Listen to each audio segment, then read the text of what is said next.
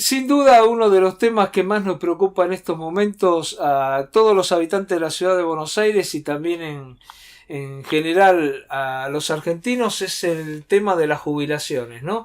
Si bien es recurrente, hace tiempo que los jubilados están mal, hace tiempo que ganan muy poco, pero hoy con lo que ha pasado últimamente, con los aumentos por decreto en lugar de una fórmula que iba a ser más beneficiosa, con el nuevo cambio de fórmula, creo que el tema se volvió a poner en la palestra.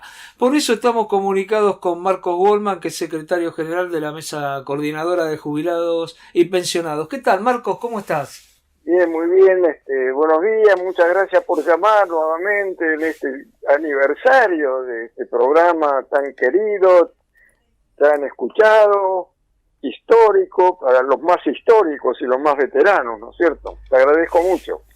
Marcos, bueno, yo al revés, yo realmente quiero agradecerte mucho a vos porque mucha gente no sabe que vos en el comienzo, hace 30 años, estuviste involucrado en este programa y gracias a vos se pudo comenzar con este programa.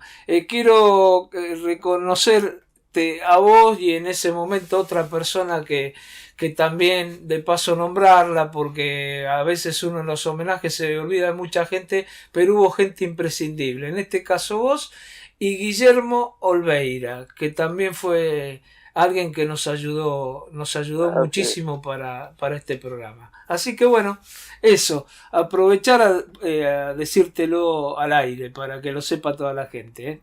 Muchas gracias.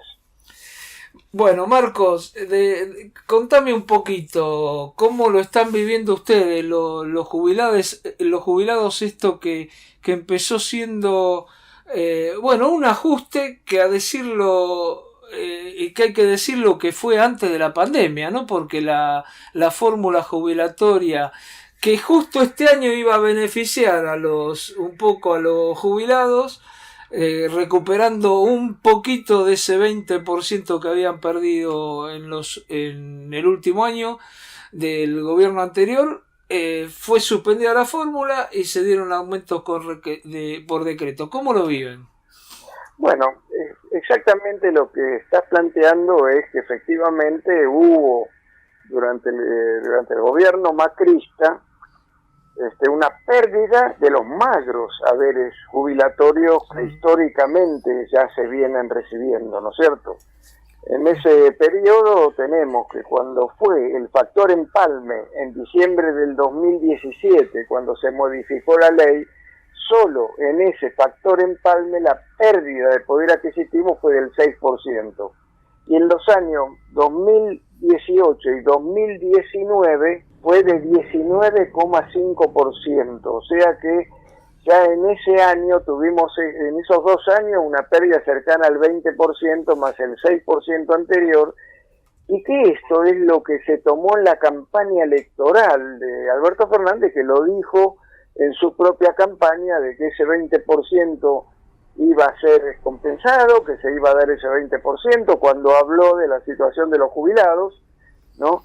Y que esto no quedó todo en una nebulosa, no solamente que no se cumplió, sino que con el decreto de necesidad de urgencia, que se produjo antes de la pandemia, efectivamente, unos meses antes, al comienzo del año, de diciembre del año pasado, ¿qué ocurrió?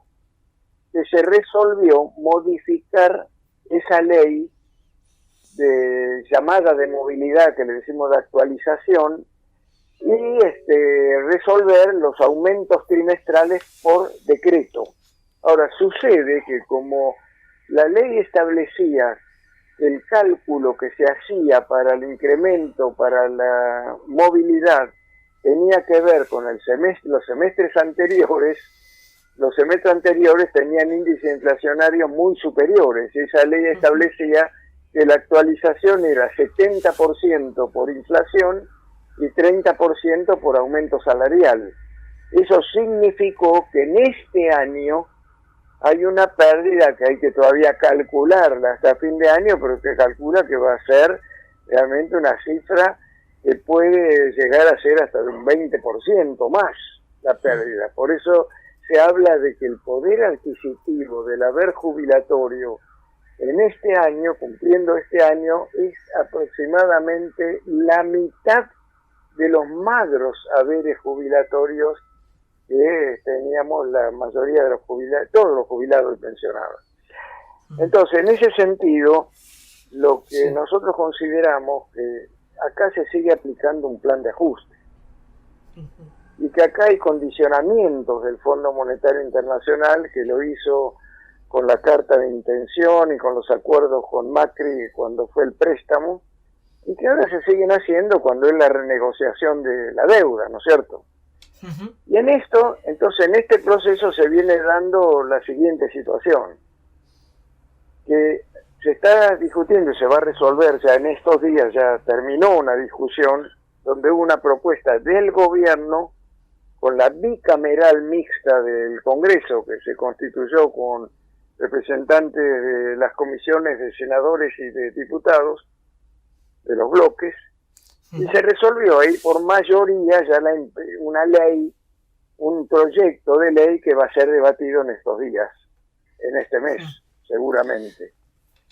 Ese proyecto, ese mes. No, digo que un proyecto, porque la otra vez también lo hablábamos con Eugenio Semino, un proyecto que en realidad estuvieron debatiendo 16 reuniones tuvieron, en donde hubo mucha gente que participó haciendo aportes, y después llegó ya el proyecto ya hecho por la Casa Rosada, por el ministro Guzmán, es decir, como que directamente dijeron todo lo que ustedes estuvieron viendo no sirve para nada, nosotros ya teníamos dispuesto esto, ¿no? Bueno, tal cual, porque ¿qué es lo que ocurre con este proyecto? Se vuelve a tomar los índices anteriores al macrismo, que fue durante todo, digamos, el gobierno kirchnerista, ¿no es cierto? Que es, que va a ser se va a tomar el promedio siguiente. Los incrementos van a ser, en lugar de trimestrales, semestrales. Y se va a tomar el 50% por aumento de salarios, pero anteriormente eran aumento de salario, hay dos índices, uno es el RIPTE es de los trabajadores que están en relación de dependencia estables, y el otro es el del ISBIC, que se llama, que lo da el INDEC, que es el de todos los trabajadores, los que están en relación de dependencia y los que no están registrados, que también se los toma en cuenta. Se toma el mayor de los dos índices. Esta vez no, esta vez se toma el RIPTE, solo lo de los trabajadores ocupados, por el momento se toma así. Y el otro 50% es por aumento de la recaudación que va al ANSES, tanto la recaudación previsional, o sea, de aportes y contribuciones patronales, como la recaudación tributaria de los porcentajes de los impuestos que establece el presupuesto nacional que van al ANSES, o sea, a la Administración de la Seguridad Social, para todo lo que administra la Seguridad Social. ¿Esto qué significa? Que se va a producir una situación que tiene dos elementos para nosotros que determinan que esto es un ajuste. Primero, nosotros venimos planteando y reclamando hace años, y con mucha más razón, desde que comenzó a funcionar esta bicameral, con tantas reuniones, con comisiones, con especialistas, etcétera, que no se puede seguir planteando aumentos con esta base que tenemos de haberes jubilatorios. Claro. Porque vamos a la realidad. Vos planteabas al comienzo la situación de los jubilados, ¿no es cierto? Sí. Bueno, hoy tenemos la siguiente situación. El haber mínimo jubilatorio de bolsillo es 17.585 pesos. Esto lo recibe la mitad, un poquito más de la mitad, de todos de los 7 millones de jubilados nacionales. 4 millones y pico, según los datos del ANSES. Más de 4 millones. Sí. Y el 70% de los jubilados se encuentran por debajo de la canasta básica de un adulto mayor. Con Defensoría del Pueblo de la Tercera Edad, la canasta básica del adulto mayor ya a partir del mes pasado es de 49.600 pesos. ¿Esto qué significa? Que más de 4 millones no alcanzan a cubrir la tercera parte de las necesidades básicas. Y el 70%, estamos hablando de 5 millones, no alcanza a cubrir esa canasta básica, está por debajo. Claro. Esto, si no se modifica esa base, cualquier aumento que se dé sobre eso va a ser una cosa que no va a jugar ningún rol en la modificación de la situación. Pongamos un ejemplo. Acá en la ciudad de Buenos Aires, 15% de las personas mayores son personas mayores. Pongamos la situación de la ciudad, del barrio, de la ciudad. ¿Cómo es? El que recibe el haber mínimo, que es una parte importante de la mayoría, digamos un poquito más de la mitad, supongamos que recibe un 10% de aumento, pongamos una cifra X, va a recibir ¿cuánto? 700 pesos. Claro. Supongamos que reciba el 15%, el 20%, va a recibir 3.000 y pico de pesos. Y esto, desde el mes de marzo del año que viene, durante 6 meses. O sea, a partir de aquí, mes de noviembre, sería diciembre habría un aumento por decreto. En diciembre, a esa cifra que estoy dando. El aumento por decreto se está hablando de un 6%, un 7%, un 8%, ¿no? Claro. Para dar una idea. Y un bono están hablando ahora de fin de año. Pero a la vez, el bono es por única vez. Y si hay un aumento y se aplica ese aumento, puede ser 1.000 pesos más, 1.000 y pico pesos más. Digo, no modifica absolutamente en la realidad actual la situación, y esa cifra que se va a partir de diciembre se va a comenzar a aplicar en el mes de marzo y luego se va a aplicar en el mes de septiembre. Claro. Es decir, ¿y de qué estamos hablando? Ese es el tema para que todos los el tema es conozcan. Evidente que cualquier fórmula que se aplique no se debería partir de estas bases. Primero que habría que modificar las bases y después discutir una fórmula. Ahora, Marcos, teniendo en cuenta todo esto que vos decís, teniendo en cuenta también que el otro día lo hablábamos con alguna gente del PAMI, que ha habido despidos en el PAMI, que esto perjudica la atención de los jubilados, que hay cantidad de cosas en el PAMI que no están funcionando. Teniendo en cuenta todo esto que está pasando, ¿qué van a hacer las organizaciones de jubilados? ¿Qué tienen planificado?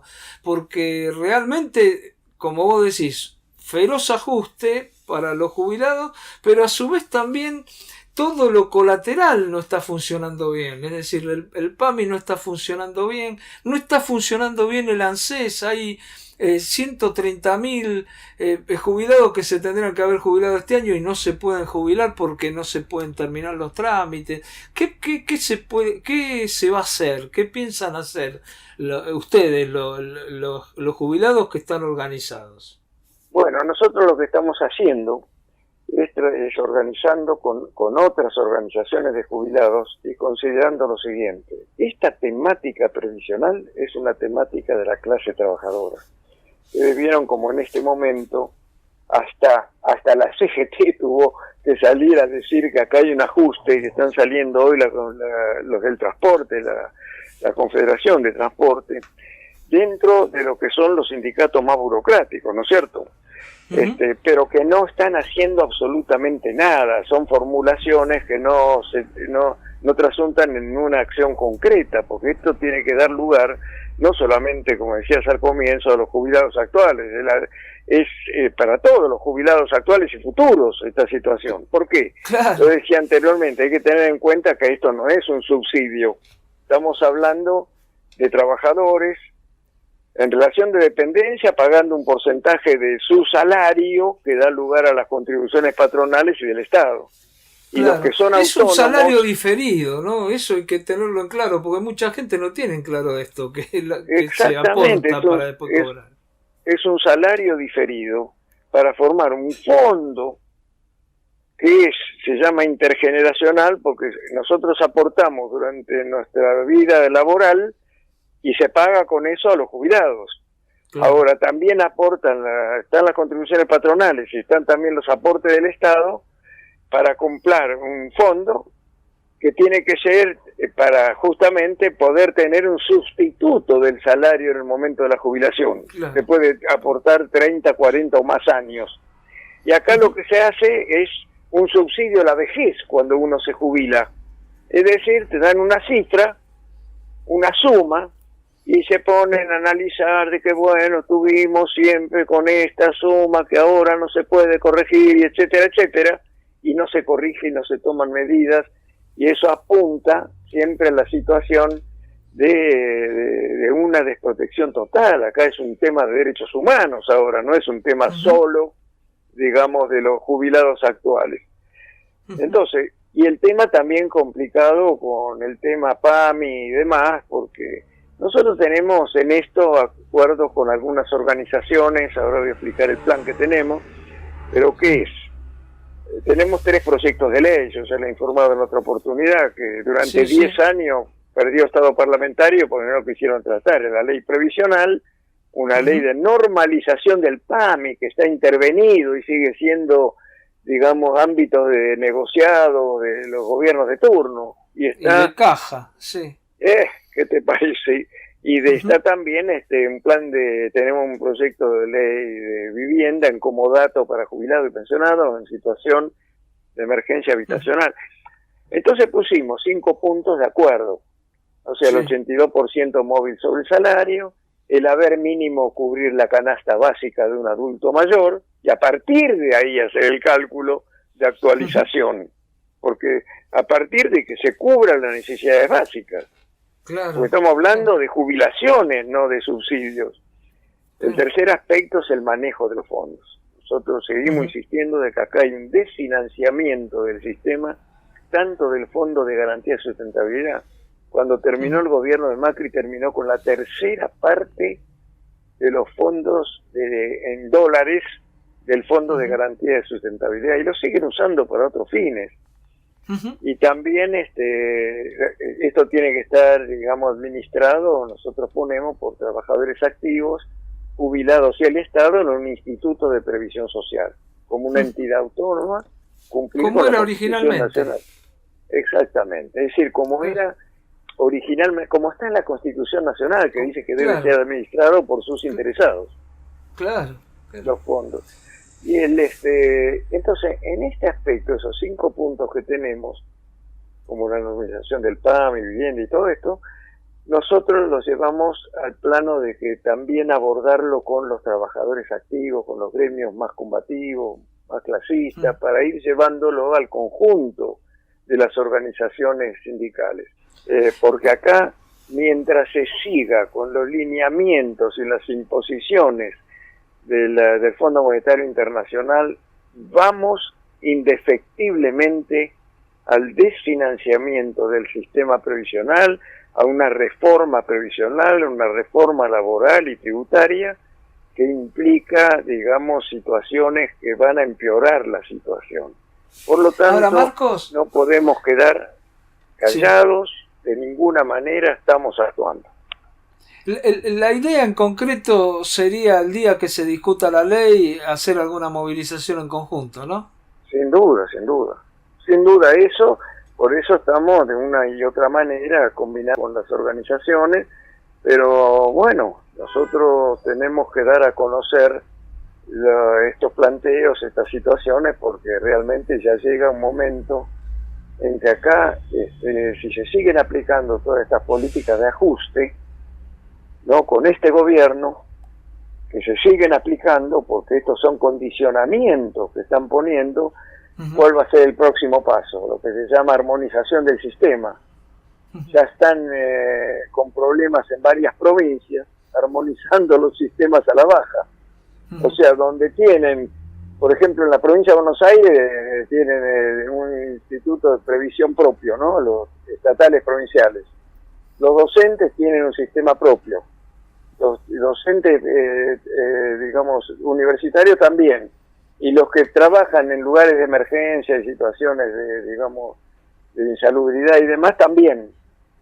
Lo que se propone, y lo dijo manifiestamente el Fondo Monetario, que hay que armonizar en un sistema único. Esto significa que si hoy tienen el 82% del salario, bajarlo a lo que es el índice nacional, que está alrededor del 50%.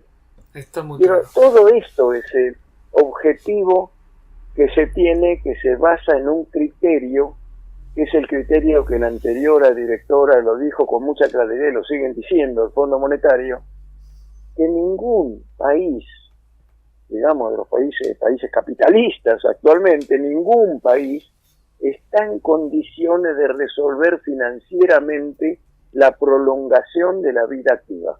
Sí, lo dijo hace poco también Alberto Fernández, ¿no? Dijo que estaban manteniendo gente que la tiene que mantener más tiempo porque vive más, lo dijo clarito. Un tema realmente que le tendría que, no sé, doler si tiene gente o si tiene algo de sensibilidad.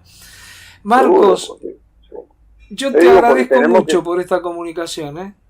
Bueno, te agradezco mucho también. Acá hay que tener en cuenta que hablamos de derechos humanos porque si leemos las constituciones nacionales, provinciales, cuando se refieren, digamos, a los derechos de la niñez, de la adolescencia, de las personas mayores, hablan hasta de cómo se sostiene, cómo sostener la familia, cómo ayudar, cómo resolver los problemas. Y ustedes fíjense la magnitud del problema, que si tomamos solamente en consideración los geriátricos, donde tanto se ha hablado en este último tiempo, es como el porcentaje de muertes en esta pandemia es de personas mayores de 60 años y de promedio de 70 años. Digo, para tener en cuenta, y muchos de ellos de los geriátricos, aquí y en el mundo. Por eso yo creo que tenemos que estar todos atentos, todos participantes, todo el pueblo, porque todo el pueblo envejece, todo ser humano envejece y se jubila, en el mejor de los casos, porque hay muchos que son los precarizados, los que ya en este momento son casi el 40% de toda la población económicamente activa, que no va a tener ni condiciones para jubilarse, va a jubilar con la mínima, aunque hoy sea un oficial de un gremio, ¿no? Claro. Quiero decir con todo esto que nosotros consideramos de que es un tema para estar, digamos, atentos, estar movilizados, de todas formas, ¿no es cierto?, en las condiciones que estamos atravesando, pero que es un tema que nos tiene que involucrar a todos. Bueno, muchas gracias por el llamado, Roberto. Un abrazo grande, Marcos. Un abrazo igualmente grande. Para vos. Igualmente. Gracias a vos.